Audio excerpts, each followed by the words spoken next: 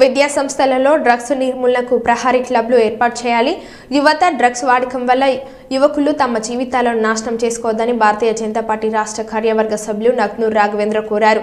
కర్నూలు నగరంలోని కలెక్టర్ కార్యాలయంలో కర్నూలు జిల్లా రెవెన్యూ అధికారి మధుసూదన్ రావును కలిసి విద్యా సంస్థలో డ్రగ్స్ నిర్మూలనకు తక్షణమే ప్రహారీ క్లబ్లను ఏర్పాటు చేయాలని కోరుతూ వినతి పత్రాన్ని అందజేశారు.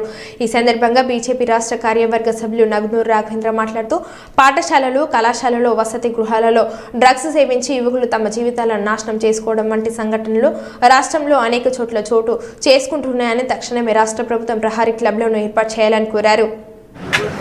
అందరికీ నమస్కారం. ముందుగా రాష్ట్ర అధ్యక్షురాలైన పురంధేశ్వరి గారికి నా నమస్కారాలు తెలియజేస్తూ, డ్రగ్స్ అనేవి పిల్లల్ని విపరీతంగా అలవాటు చేసి పిల్లల్ని ఇబ్బంది పెట్టి స్కూళ్ళు కానీ కాలేజీలు కానీ వాళ్ళని ఎంతో ఇబ్బందికరమైన అంటే చిన్న వయసులోనే వాళ్ళ హెల్త్ పాడయ్యే దిశగా తీసుకుపోతున్నాయి. డ్రగ్స్ని నిర్మూలించాలి అని చెప్పి మేము డిఆర్ఓ గారికి ఒక వినతి పత్రం అందజేసాము.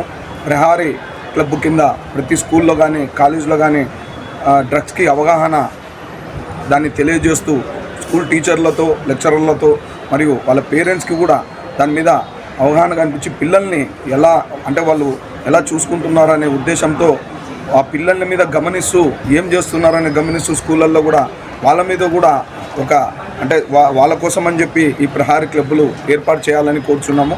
దాని కొరకు ఈరోజు మన కర్నూలు డిఆర్ఓ గారికి వినతి పత్రం అందజేశాము.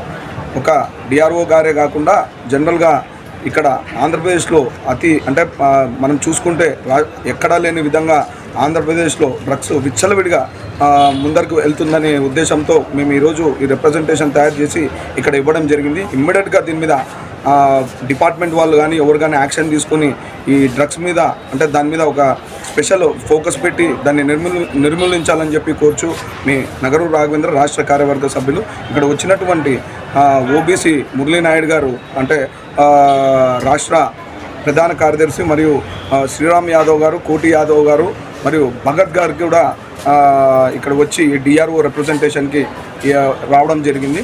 వాళ్ళకు కూడా నా నమస్కారాలు తెలియజేస్తున్నాను.